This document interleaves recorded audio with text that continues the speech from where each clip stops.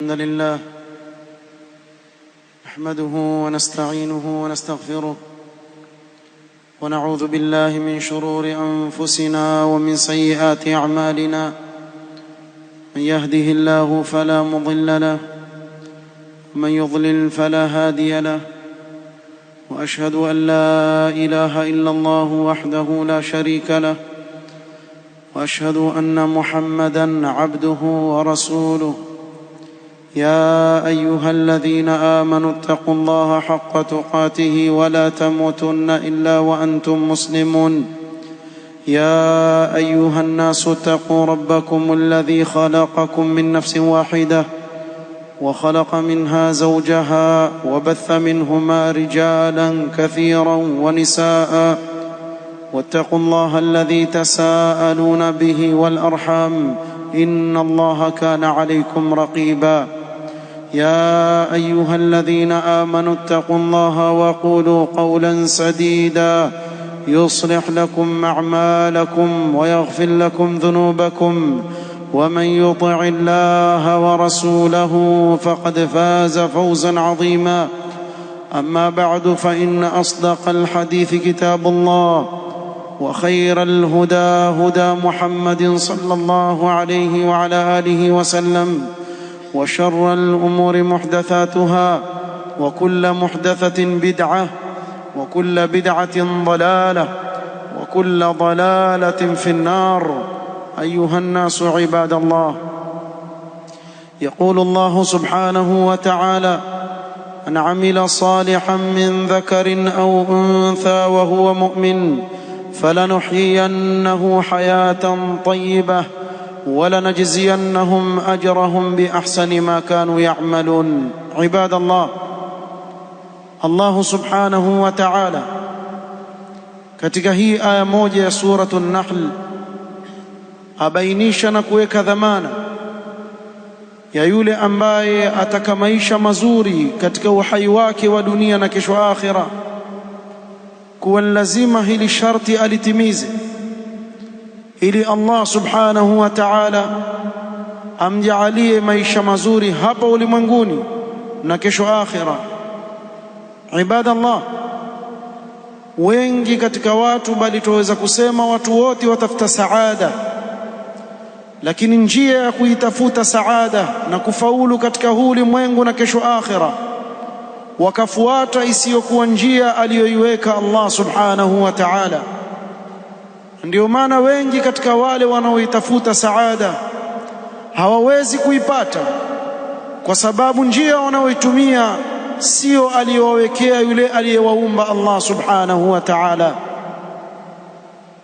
Man amila salihan min dhakarin au untha, yoyote atakayefanya mema akatekeleza maamrisho ya Allah subhanahu wa ta'ala na kujiepusha na makatazo aliyoyakataza Allah subhanahu wa ta'ala, min dhakarin au untha, awe ni mume au ni mke, wa huwa mu'minun, kwa sharti ni mu'min.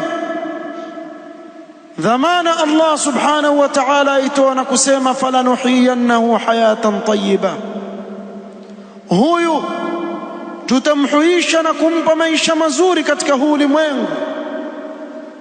Maisha mazuri katika ulimwengu si shahada kubwa uliyobeba ya wadhifa wako unaofanya, wala sio kuwa na mali nyingi katika huu ulimwengu, wala si chochote katika kile wanachofikiria wengi katika watu katika mambo ya kidunia. Maisha mazuri na uhai wa kheri ni wa yule ambaye atajidhibiti na maneno haya Allah subhanahu wa ta'ala: man amila salihan min dhakarin au untha wa huwa mu'min falanuhiyannahu hayatan tayyibah walanajziyannahum ajrahum biahsani ma kanu ya'malun. Na bado kesho akhira kuna malipo makubwa aliyowaekea Allah subhanahu wa ta'ala ya kuingia katika pepo ya Allah.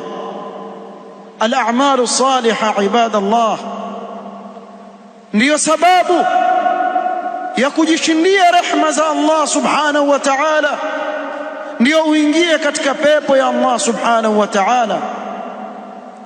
Al-a'malu salihah ndiyo tamanio la kila anayeondoka katika huu ulimwengu aliyefanya upungufu katika hilo. Hatta idha jaa ahaduhumul maut qala rabbi irji'un la'alli a'malu salihan fima tarakt. Atamani yule aliyepoteza umri wake katika huu ulimwengu, lau kama atapewa muda mchache anapofikiwa na mauti, sio afanye chochote kile, la'alli a'malu salihan, anachokitamani ni kufanya amali njema. Wakati mimi na wewe tuko katika uhai wetu na siha zetu, tusiuchezee wakati wetu. Ikawa wanapofikiwa na mauti watu hawa watamani lau kama watapewa muda wa kufanya amali njema. Bali si hapo tu, al-a'malu salihah ndiyo tamanio la wakosefu kesho siku ya kiyama katika uwanja wa hisabu.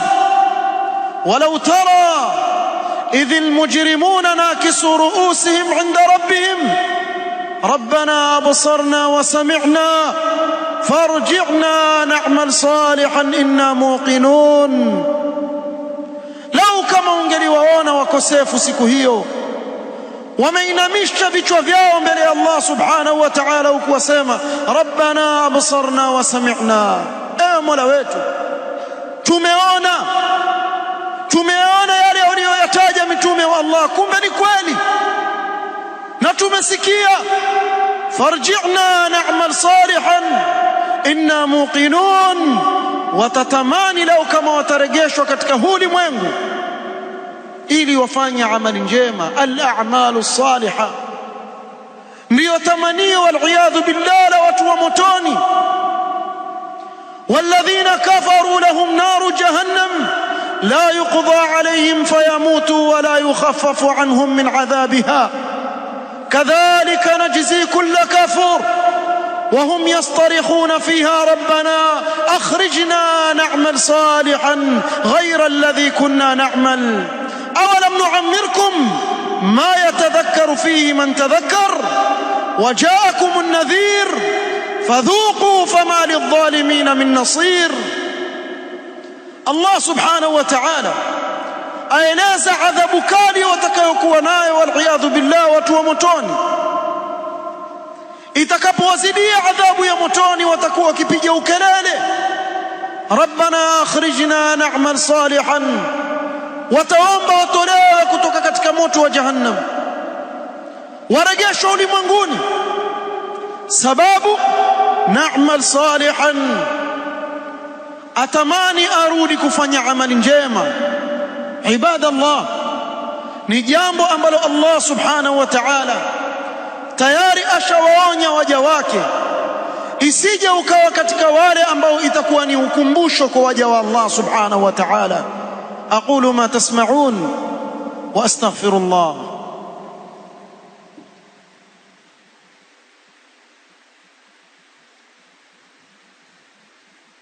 alhamdulillahi rabbil alamin والصلاة والسلام على المبعوث رحمة للعالمين نبينا محمد وآله وصحبه أجمعين. أما بعد، فيا أيها الناس عباد الله، الأعمال الصالحة كما tulivyoeleza na uzito muhimu wa amali njema, lakini yatakikana tufahamu, na ni juu ya kila Muislamu kufahamu kuwa ili amali iwe itazingatiwa kuwa ni amali njema katika dini yetu, ni wajib ikusanye masharti mawili muhimu ya lazima. Mmoja katika masharti haya mawili ikikosekana, ibada unaoifanya na amali unaoifanya haitakubaliwa mbele ya Allah subhanahu wa ta'ala. Katika dini yetu hakutizamwi ule uzito wa ile amali na tabu uliyoipata katika kuifanya. Allah subhanahu wa ta'ala sema alladhi khalaqa al-mauta wal hayata liyabluwakum ayyukum ahsanu amala. Kwa hakuangalii wingi wa amali, hakuangaliwi ile taabu unayoipata. Kinachoangaliwa ni kuwa ile amali ni katika amali nzuri inayopendeza mbele ya Allah subhanahu wa ta'ala au la. Allah subhanahu wa ta'ala yaqul: faman kana yarju liqa'a rabbih falyamal 'amalan salihan wala yushrik bi'ibadati rabbih ahada. Sharti la kwanza ni kumtakasia Allah subhanahu wa ta'ala amali unaoifanya, uifanye kwa ajili ya Allah subhanahu wa ta'ala, ikhlasan lillah. Amali waifanya hutaki chochote isipokuwa radhi za Allah subhanahu wa ta'ala, wafanya kwa ajili ya Allah subhanahu wa ta'ala, wala si kwa ajili ya yote katika viumbe. Qulillaha a'budu mukhlisan lahu dini. Mtume sallallahu alaihi wasallam aamrishwa atangaze kuwa Allah subhanahu wa ta'ala ndiye anayemwabudu na kumtakasia amali zake zote. wama umiru illa liya'budu Allah mukhlisina lahu ad-din. Kwa ikhlas ni sharti adhimu la amali yako ndugu yangu Muislamu kukubaliwa. Sharti hili likikosekana, amali yako haikubaliwi mbele ya Allah subhanahu wa ta'ala. Allah subhanahu wa ta'ala aghna ash-shuraka 'ani ash-shirk. Yoyote atakayefanya amali amemshirikisha pamoja na Allah subhanahu wa ta'ala yoyote, Allah subhanahu wa ta'ala hana haja na amal kama hiyo, atamregeshea mwenyewe, aende kwa yule aliyemshirikisha aone kama atamlipa katika amali aliyoifanya. Kwa hili sharti ni wajib katika kila amali unaoifanya Muislamu. Washartu thani almutabaa, kumfuata Mtume sallallahu alayhi wasallam. يقول جل في علاه: قل إن كنتم تحبون الله فاتبعوني يحببكم الله ويغفر لكم ذنوبكم والله غفور رحيم. فاتبعوني يحببكم الله. kwa amali unaoifanya ni wajib umfuate Mtume Muhammad sallallahu alaihi wasallam. Je, ndivyo alivyoifanya Mtume sallallahu alaihi wasallam ibada hiyo au la? Na hapa patizamwa hata ukawa na ikhlas. Kuna baadhi ya watu sema maadamu nia yake ni nzuri Allah atamlipa kwa nia yake. La, nia nzuri peke yake haitoshelezi. Yaqulu Ibn Mas'ud radhiyallahu anhu wa ardhah: kam min muridin lilkhairi lan yusibahu. Ni wangapi katika wale wanaoitaka kheri hawawezi kuipata ile kheri. Nia zao ni nzuri, lakini njia walioifuata sio ya Mtume Muhammad sallallahu alaihi wasallam.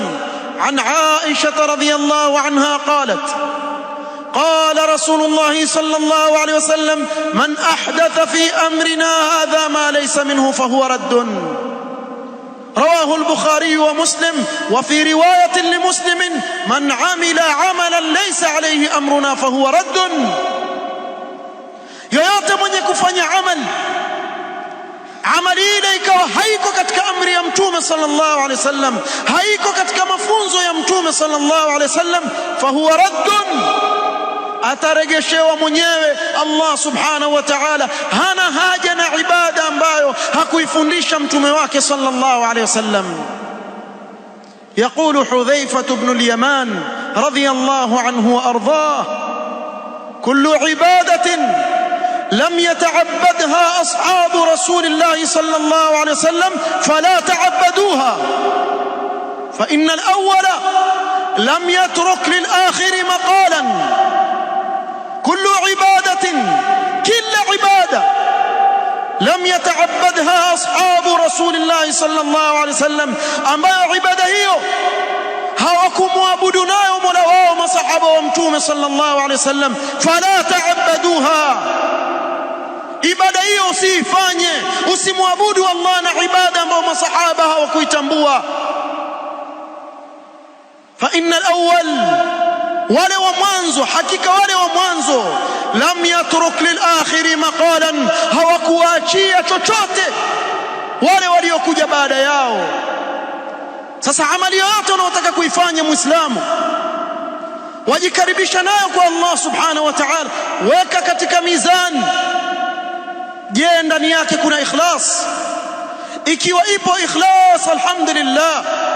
Kinachofuata, je, hii ibada ninayoifanya ni hivi ndivyo alivyofundisha Mtume sallallahu alaihi wasallam au la? Hawezi wewe kuwa mwerevu kuliko Mtume Muhammad sallallahu alaihi wasallam.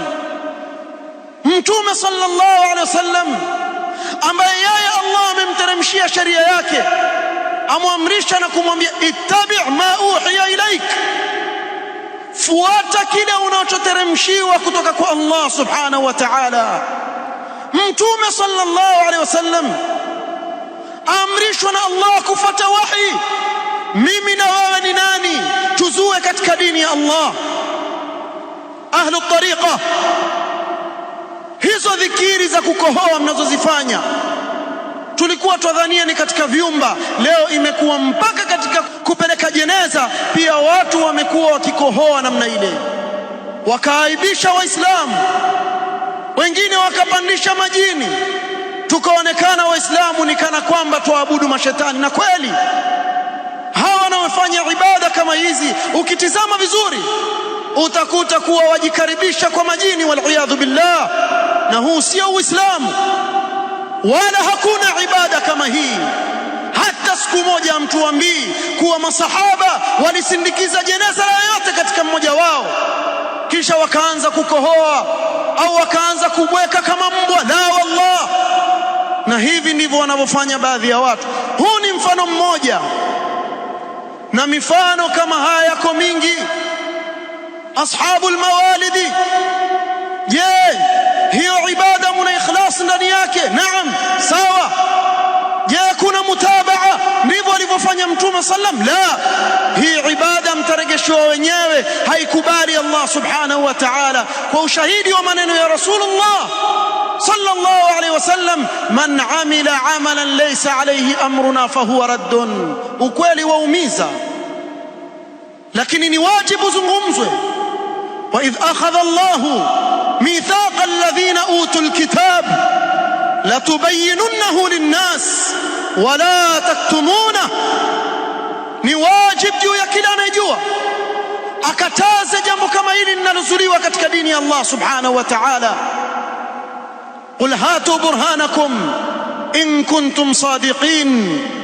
Katika kila ibada mnaoifanya ambayo hakuifundisha Mtume sallam, leteni ushahidi katika kitabu cha Allah au sunna ya Mtume sallallahu alaihi wasallam kuwa hili jambo lipo katika sheria ya Allah. Muislamu, fungua macho. Qur'ani na sunna ziko wazi. Usije ukasema kuwa mimi sijui, nimsikilize nani, wakati Allah subhanahu wa ta'ala amekuteremshia kitabu chake na Mtume sallallahu alaihi wasallam amekuachia sunna zake. Vipi wewe huwezi kuuliza, ndugu yangu Muislamu, hili jambo je, limethubutu kwa Mtume sallallahu alaihi wasallam au la? Swali sahali. Pamoja na kuwa utalaumiwa kwa kuuliza swali hilo, lakini usikubali. Hudhaifa akwambia, kullu ibadatin lam yata'abbadha ashabu rasulillah sallallahu alaihi wasallam fala ta'abbaduha fa innal awwala lam yatruk lil akhir maqalan walhamdulillahi rabbil alamin.